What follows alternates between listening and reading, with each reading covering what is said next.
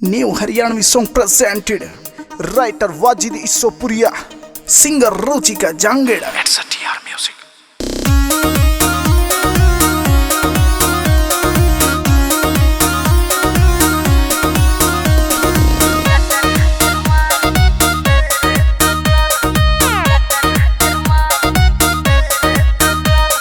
सरेआम जो ठोके तेरे दिल की पुकार, सरेआम जो ठोके तेरे दिल की पुकार। मुस्कावे ना छोरे तुझे करती ना प्यार, मुस्कावे ना छोरे तुझे करती ना प्यार। डीजे पे तू सुन ले मेरे दिल की पुकार, डीजे पे तू सुन ले मेरे दिल की पुकार। तड़पावे ना बैरण करूँ तेरे ते प्यार, तड़पावे ना बैरण करूँ तेरे ते प्यार।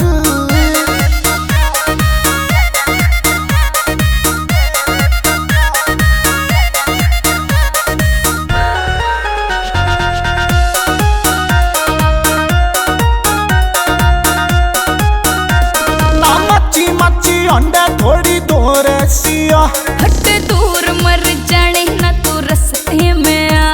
ना मची मची अंडे थोड़ी दूर सिया। जोड़े में तू पिस जाता रे जाता नगर माँ।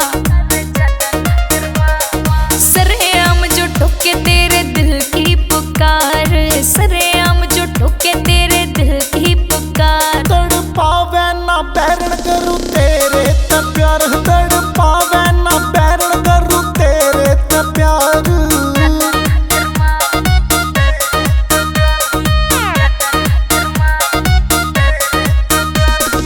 याद कर छोरे मैं तो हुई मजबूर, मर गया मैं तो कत्ती है तू जाने ना दूर। मेरे तेरे रिश्ते जोड़े ना के देवे कसला। यू किस बने ओला हो जागी तकरार, किस बने ओला हो जागी तकरार। मुस्कावे ना छोरे तुझे करती ना प्यार, मुस्कावे ना छोरे तुझे करती ना प्यार।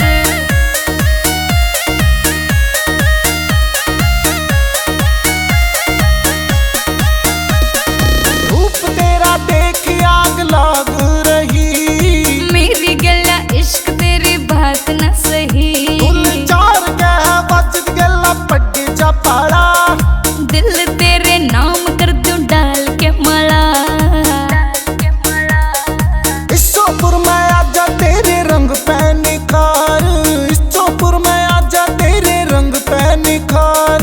पावे ना बैरण करूँ तेरे ते प्यार,